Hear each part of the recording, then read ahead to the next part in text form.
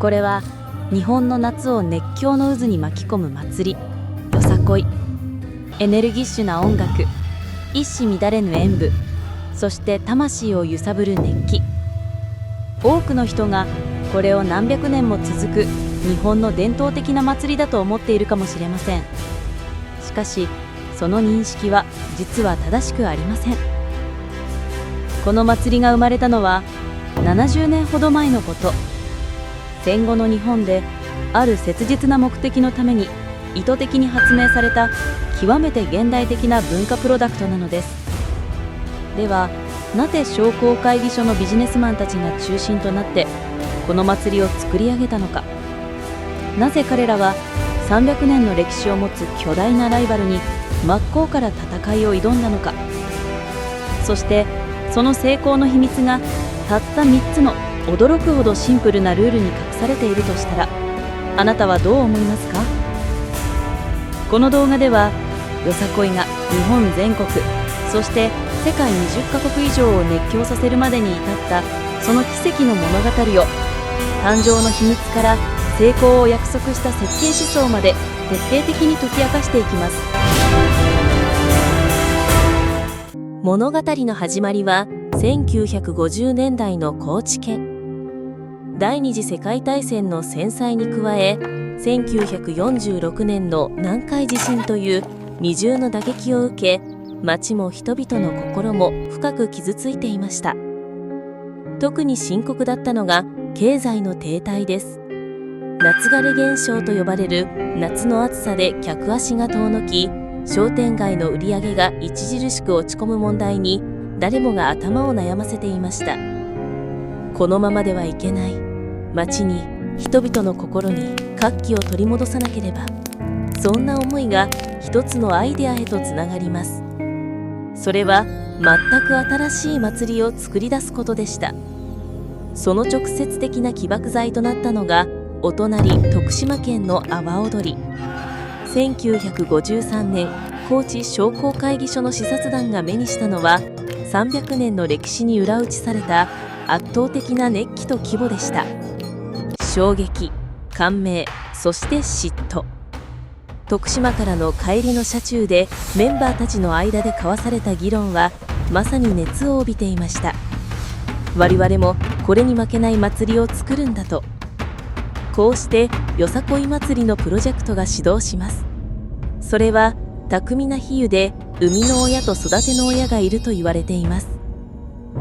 企画を推進した高知商工会議所が生みの親、そして会場の提供や運営を支えた地域の商店街がまさに育ての親だったのです。このプロジェクトには2人の中心人物がいました。1人は楽曲よさこい鳴子踊りを作曲し、鳴子の使用を発案した天才竹政栄作氏。そしてもう1人が商工会議所のメンバーとしてプロジェクトを強力に牽引し、アイデアを形にした浜口八郎氏です。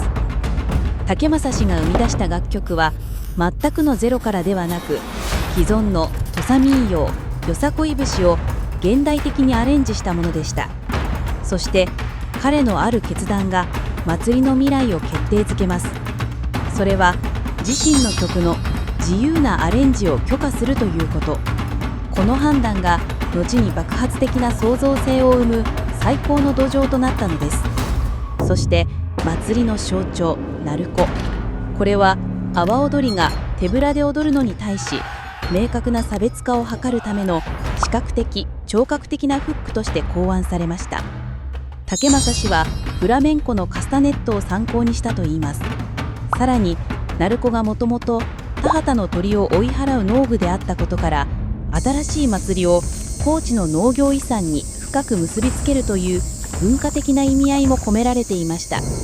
こうして見ていくと、よさこいが多くの伝統的な祭りのように宗教儀式や土着の風習から自然発生したものではないことがわかります。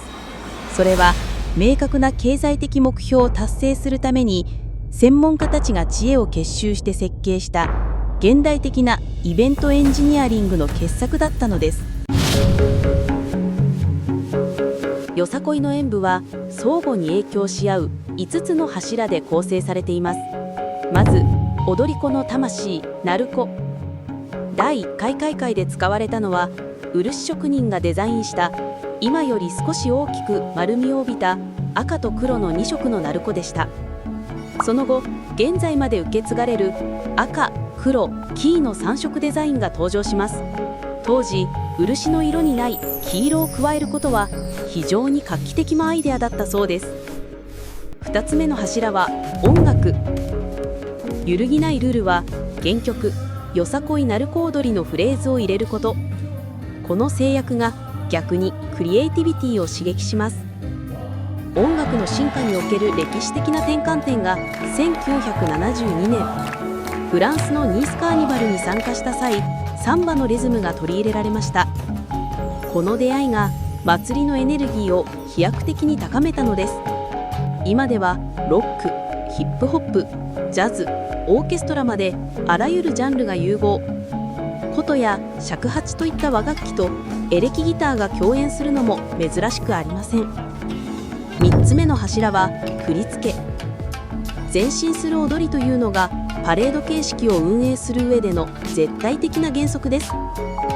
興味深いことに初期の振り付けは日本舞踊の5大流派の師匠たちが共同で制作しました。これは新しい祭りに芸術的な権威と優雅さを与えようという意図の表れでした。4つ目の柱は衣装。初期は伝統的な法被や浴衣が主役でした。しかし今やチームの世界観を表現する最も重要なキャンバスとなっています。伝統的な着物生地から光を放つ合成繊維まで素材は自由自在。演舞の途中で衣装が一瞬で変わる早替えなど演劇的な要素も取り入れられています。そして最後の柱、よさこいの進化を決定づけた革命児、地方車です。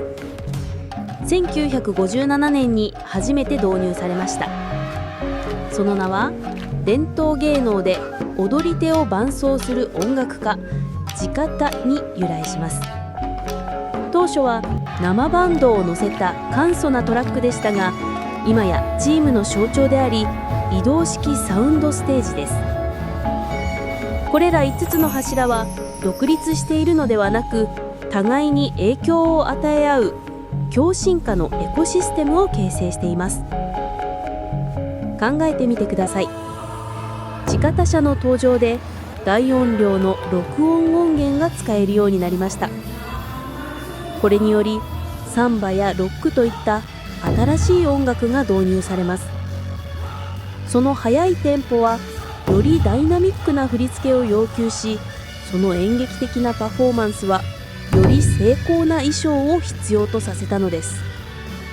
まさに地方車の導入こそがシステム全体の爆発的創造的進化の鍵を開けたキーストーンイベントだったと言えるでしょう。さて、ここからがこの祭りの核心です。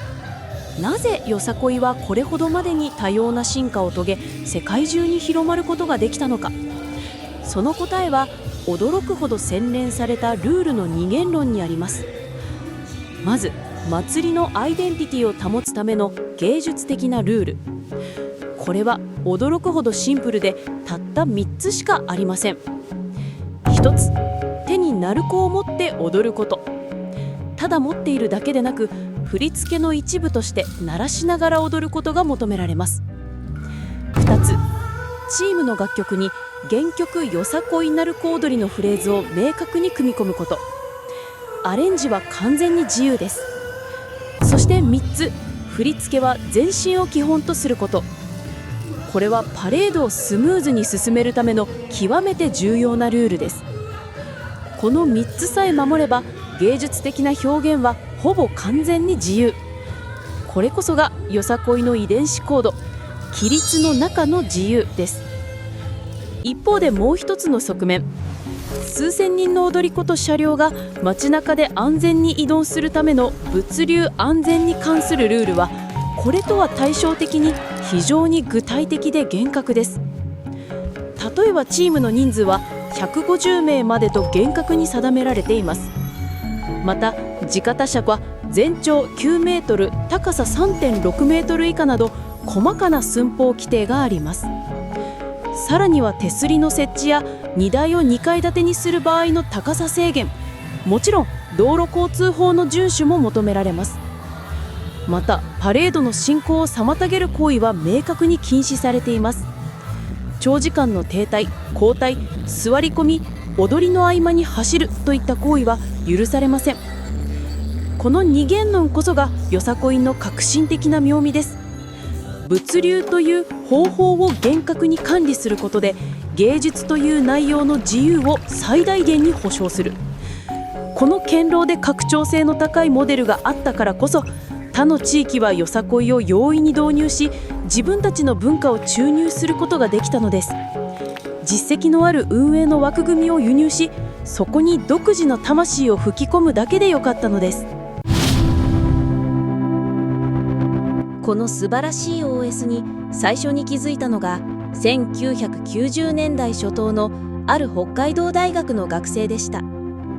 高知でよさこいの熱気に触れた彼は、故郷の札幌で同様のイベントを立ち上げることを決意します。1992年に誕生したよさこいソーラン祭り。彼の革新的なアイデアはルールを巧みにローカライズした点にあります。鳴子を持つというルールは維持しつつ、必須のメロディーを高知のよさこい鳴子踊りから地元の北海道民謡ソーラン節に置き換えたのです。このフォーマットはそのままに魂を入れ替えるという創造的な融合が明確な手本となり、よさこい系祭りの全国的な爆発的増加へとつながりました。各地の祭りは本家とは異なる独自の進化を遂げています。本家高知がパレード形式の流し踊りが主体なのに対し、よさこいソーランは観客席から見やすいステージ形式の演舞が中心です。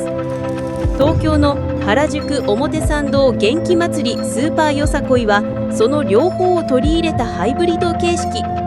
楽曲ルールもより柔軟で、全国そして海外からのチームが参加しやすいように配慮されています。よさこいの歴史を振り返ると、いくつかの重要なマイルストーンがあります。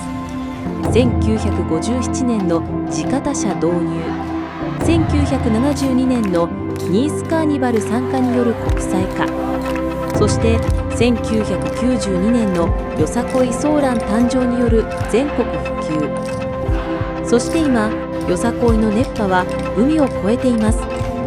高知県が任命するよさこいアンバサダーの活動などもあり、現在では北米、ヨーロッパ、アジアなど21以上の国や地域でチームが活動しているのです。高知のローカルの祭りが地域のアイデンティティを表現するための世界共通の文化プラットフォームへと進化した。これは日本の文化輸出の最も成功した事例の一つと言えるでしょう。なぜ人々はこれほどまでによさこいに魅了され、人生を捧げるのでしょうか。そのインパクトは多岐にわたります。まず経済のエンジンとしての側面。高知県ではよさこい祭りがもたらす経済波及効果は年によっては90億円以上にも上ると試算されています。衣装制作、地方車建造から観光客の宿泊・飲食まで地域経済を力強く牽引しているのです。しかし本当の価値は数字では測れない部分にこそあります。それはコミュニティを紡ぐ力。多くのチームは年齢や職業、性別を超えた第二の家族のような存在になります。そして何より参加者個人の視点です。数万人の人々が時間もお金もかけてこの祭りに参加する。その動機は自己表現と一体感に集約されます。日常生活の規範から解放され、1年をかけて作り上げた演舞を大観衆の前で披露するあの瞬間の高揚感。それは何者にも代え難い報酬です。全員で一つのものを成し遂げる達成感、そして全身で自分を表現する喜び。それが何万人も人々を引きつけてやまないよさこいの魂なのです。戦後復興の願いを込めてたった一つの町で灯された小さな火。それは卓越した設計思想と人々の情熱によって今や世界を照らす巨大な炎となりました。よさこいは単なる踊りではありません。それはコミュニティを作り、経済を動かし、人々に生きる喜びを与える生きた文化です。そのオープンソース的な性質はこれからも世界中の人々に採用され、新たな形で進化を続けていくことでしょう。その踊りがどこで踊られようとも、その DNA には戦後の高地で生まれた復興への願いと、どんな逆境にも負けない創造の精神が永遠に刻み込まれているのです。よさこいの物語はまだ終わりません。次はあなたがその歴史の1ページを作る番かもしれません。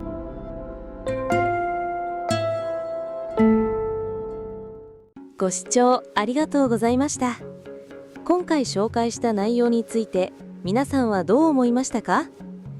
ぜひご意見や感想をコメントで教えてください。よろしければチャンネル登録と高評価もお願いします。